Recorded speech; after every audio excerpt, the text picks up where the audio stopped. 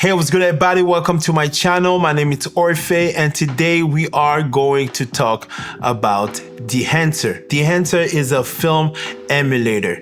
It emulates one of your favorite films. In today's video, I'm making a full review of the plugin and also a tutorial. But before we go any further, I want to mention that this is not a sponsored video, but the people at Dehancer did send me the plugin for me to test it out and give my honest review. Let's jump right into it. One of the things that you need to know with this plugin is that you can use it with Lightroom, Capture One, and Photoshop. So the first thing you're gonna have to do is go on the website at dehancer.com.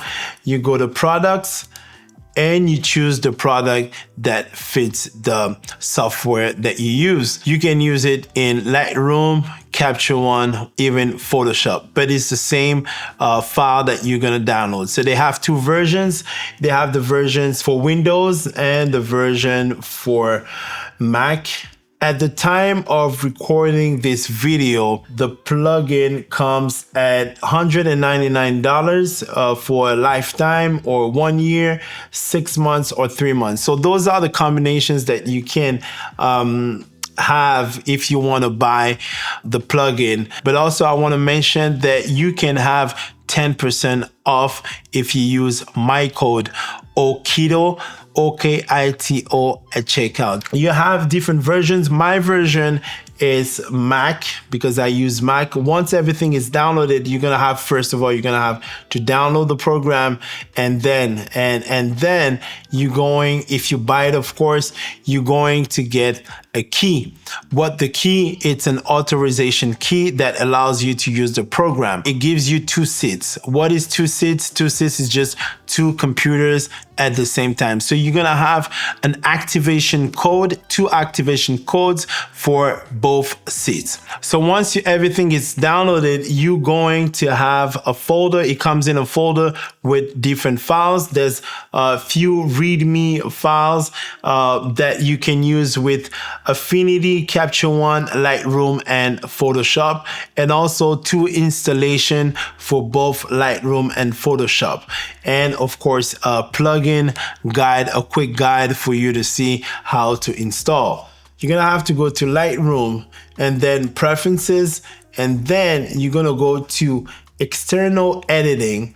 And from External Editing, you're gonna see on the External Editing tab, you're gonna go to Preset and click here and choose the preset. So usually you're gonna choose Custom and go to Choose. And once it's chosen, you're gonna go to your application and then find Dehancer because that's what's gonna be installed.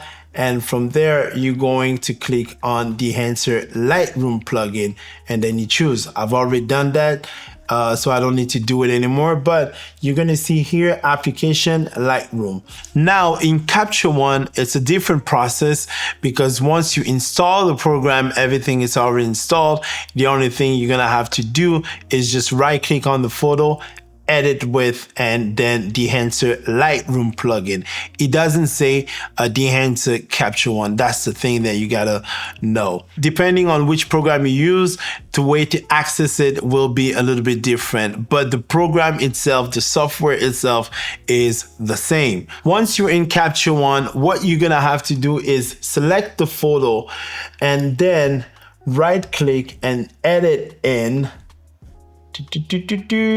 edit in Dehancer Lightroom plugin. So we're gonna go and it's going to open. Now, this is something very important to know. The best result you're gonna get is when you open your photo as TIFF or JPEG in sRGB color space. I've tried in Adobe 1998, it wasn't that bad, but sRGB will give you the best result, and also in 8-bit. In Lightroom, what you have to do is right click on the photo and then edit in and go to edit in Dehancer Lightroom plugin. I'm just going to choose JPEG and then sRGB and 8-bit and 300 resolution. So I'm gonna press edit.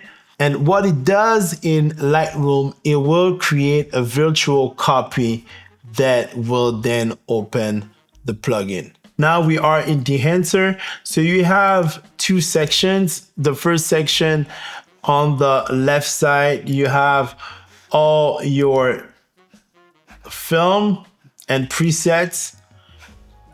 You can really play with that. You can play and choose different films. It's really easy to use. Everything, it's personal taste at this point, especially on this side. You can pull or push. It really depends on what you're trying to achieve. And they also have some presets that you can use. For example, if you click, you're gonna see in real time what is being done onto your photo. So let me go, I'm gonna go find, let's say, Kodak. Okay, let me go and try to see okay, we have some Kodak.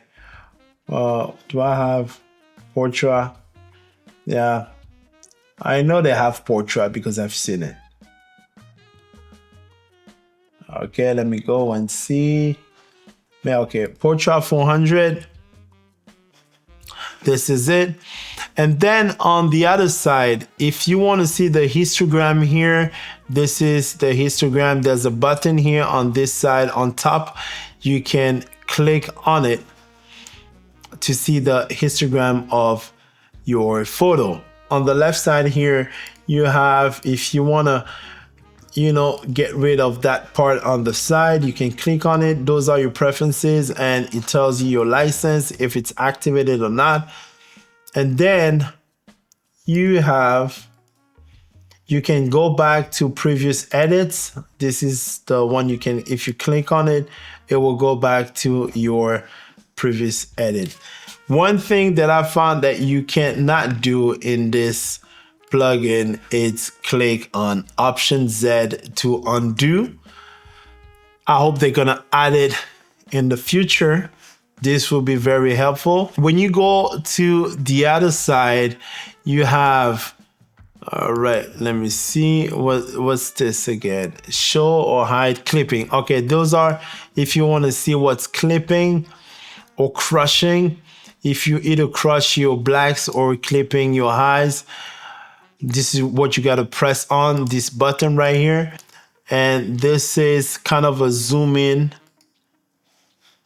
And if you want to see the before and after. And then you have the source. Source here, you can play with some of the fringe radius. You can have film developer. You can boost contrast boost.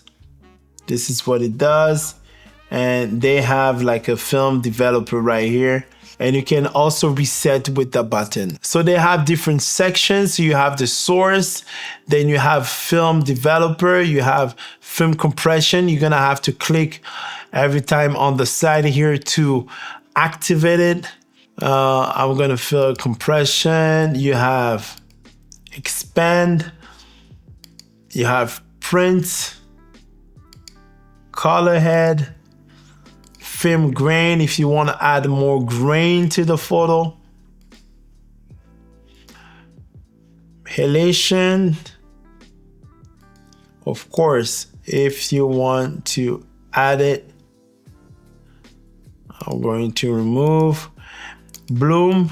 It's something to experiment, of course, to find your own recipe. Once you found your recipe, what you can do is just click on presets and just create your own preset based on all the adjustments that you made on the side. And also, if you like one of the settings and you probably don't want to create a preset, you can just heart the photo or the preset inside the program, and you will be able to see all your favorites. And the way to do it is just go by favorites, and you're going to see the ones that you put a heart on. So let's just say this is done. You just click OK, and what it does, it creates a virtual copy in Lightroom, and you can just go between the before and after. But your virtual copy, as you can see, this is an edit. This is JPEG. Now we are in Capture One. It's going to be the same program, different way to access the program.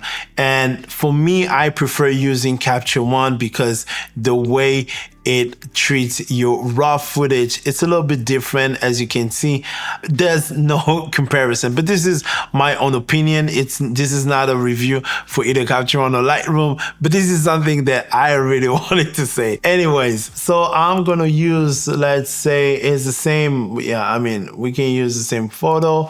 I'm gonna use this photo.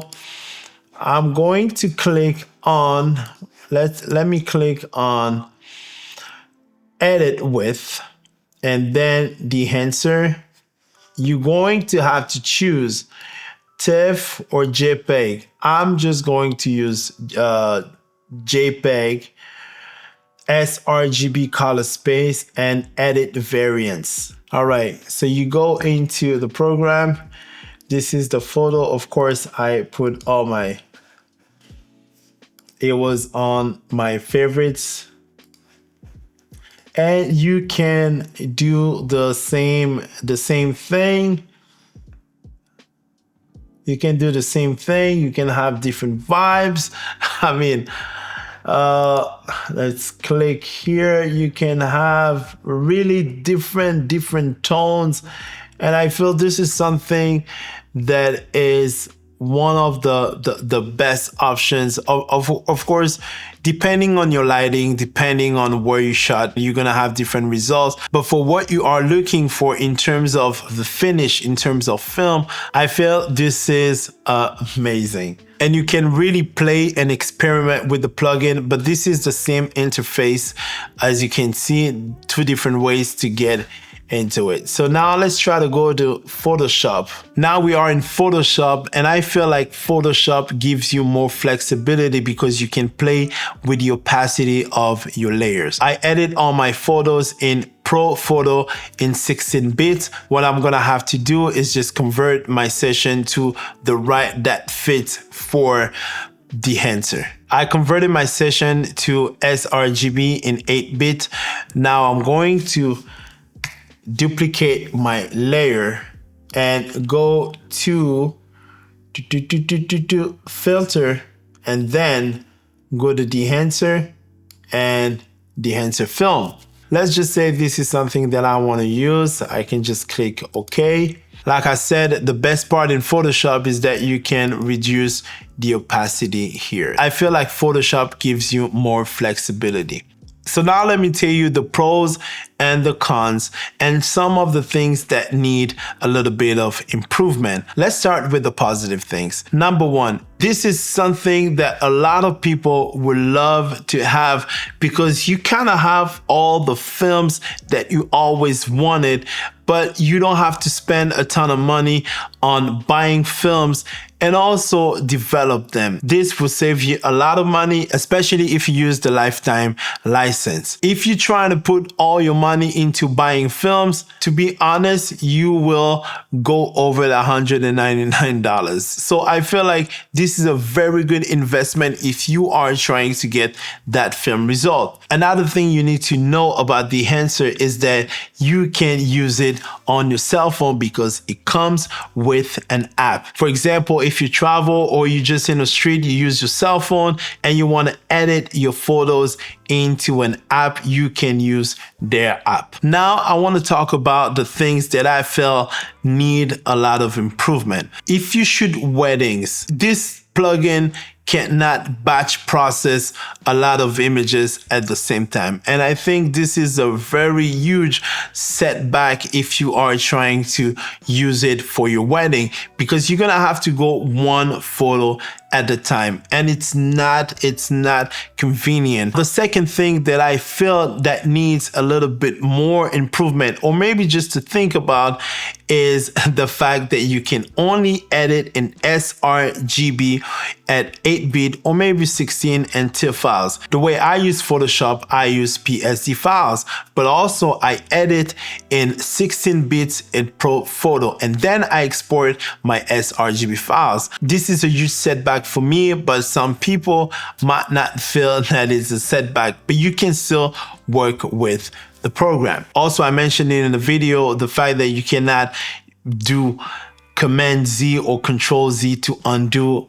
I feel it's a little problem, but you know, this is something that I feel that can be fixed. When you edit your photo, you work in a destructive mode when you use Dehancer. What I mean by that, once you're done editing your photo and you press OK, there's no way for you to go back to the edits that you made unless you have saved your presets. There's always ways to work around it by opening the photo in Photoshop and just work with the opacity. Overall, this is a very good plugin, especially if you're starting photography, and also if you even advance and you just want to have access to a film look. This is the plugin to use. All right, let me know what you think. I'll see you in the next video. I'm Orphe the Mid Baby.